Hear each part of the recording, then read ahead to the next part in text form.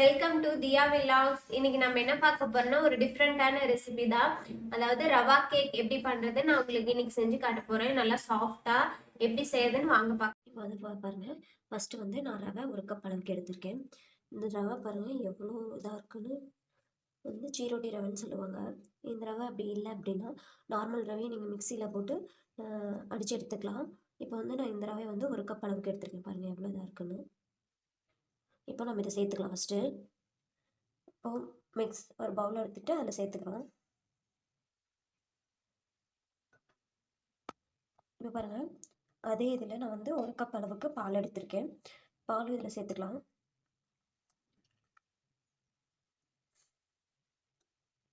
இப்போ சேர்த்துட்டு நல்லா கலந்து விட்டுறலாம். இதில் இந்த கட்டி இல்லாமல் கலந்து விடணும்.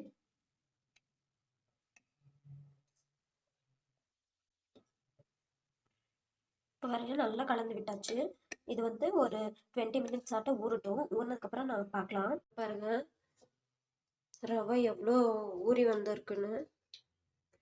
இந்த மாதிரி ஒரு 20 மினிட்ஸ் ஊற வச்சா நல்லா கேக் சாஃப்டாக வரும். இப்போ அடுத்தது இன்னொரு பாத்திரத்தில் வந்து அதே கப்பில் நான் வந்து அரை கப் அளவுக்கு தயிர் எடுத்திருக்கேன். பாருங்க, தயிர் சேர்த்துக்கலாம்.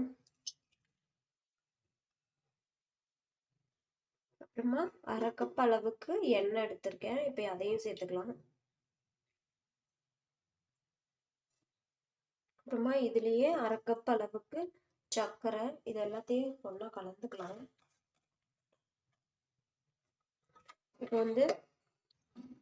இப்போ வந்து இதை நல்லா கலந்து விட்டுடலாம். சர்க்கரை நல்லா கரையணும். நீங்கள் இதுக்கு பதிலாக பவுடர் சுகர் கூட போட்டுக்கலாம். அதாவது சர்க்கரையை நல்லா அரைச்சி கூட சேர்த்துக்கலாம். கலந்துட்டு காட்டுறேன். பாருங்க, நல்லா கலந்தாச்சு. நல்லா கலந்துருச்சு. இப்போ இது ரெண்டையும் ஒன்றா கலந்துக்கலாம்.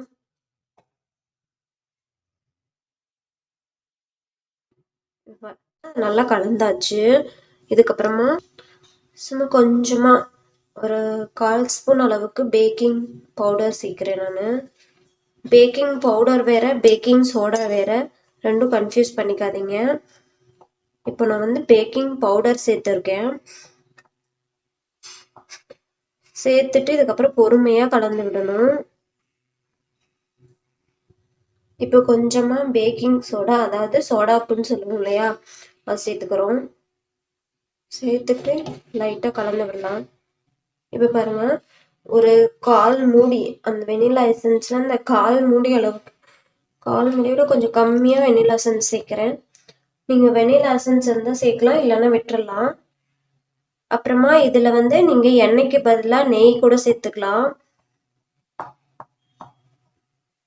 எண்ணெய் சேர்த்தோம் இல்லையா, ஆயில், அதில் வந்து நீங்கள் கடலை எண்ணெய் மற்ற எந்த எண்ணெயும் சேர்க்க வேணாம். ஏன்னா அதெல்லாம் வாசமாக இருக்கும். அதுக்காக தான் ஆயில் சேர்க்குறோம். நீங்கள் ஆயில் வேண்டாம் அப்படின்னா பட்டர் சேர்த்துக்கலாம், இல்லைன்னா வெண்ணெய் சேர்த்துக்கலாம். இப்போ வந்து நான் ஒரு கப்பில் இது சைடு ஃபுல்லாக எண்ணெய் தடவி வச்சுருக்கு பாருங்க. அடியில் வந்து ஒரு பட்டர் ஷீட் வச்சு அதுக்கடியிலையும் எண்ணெய் தடவி இருக்கேன். நீங்கள் வந்து பட்டர் ஷீட் இல்லை அப்படின்னா ஃபுல்லாக நெய் இல்லைன்னா எண்ணெய் நல்லா தடவிட்டு இதில் வந்து நம்ம ஊற்றிக்கலாம். இப்போது அந்த கலந்த பேட்டரை ஊற்றிக்கலாம். இதில் வந்து 3/4 பங்கு அளவுக்கு ஊற்றினா போதும். பாருங்க, இந்த அளவுக்கு ஊற்றினா போதும். ஊற்றி விட்டுட்டு நல்லா இப்படி ஒரு தட்டி விடுங்க. ஃபுல்லாக அடியிலலாம் நல்லா செட்டில் ஆகணும். மாதிரி நான்ஸ்டிக் இல்லைன்னா அடி கனமான பாத்திரம் வந்து எடுத்துக்கோங்க.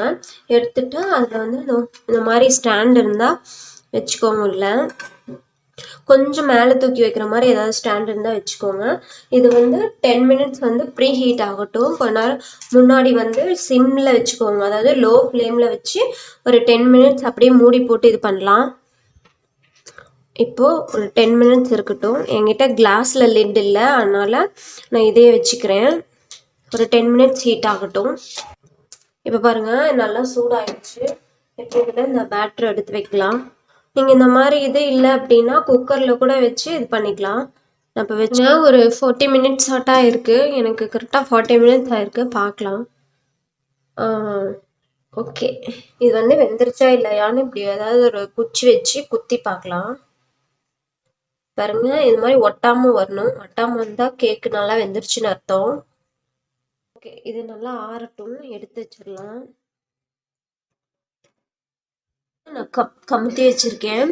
சைடில் ஃபுல்லாக எடுத்து விட்டுட்டு கமுத்தி வச்சிருக்கேன். பார்க்கலாம்.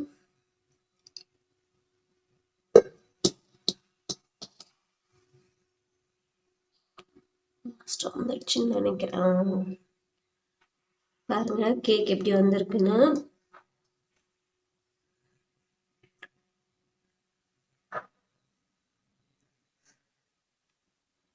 இந்த மேல இருக்க பட்டர் ஷீட் எடுத்துடலாம்.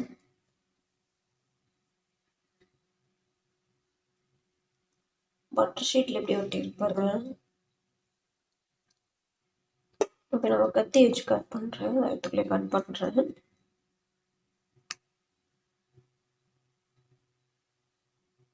எப்படி இருக்கு பாருங்க கேக்கு. நிஜமாவே சாஃப்டா இருக்கு.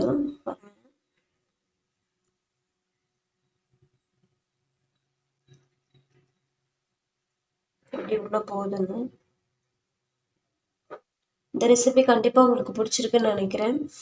நீங்களும் வீட்டில் செஞ்சு பார்த்துட்டு எப்படி இருக்குன்னு கமெண்ட்டில் சொல்லுங்கள்.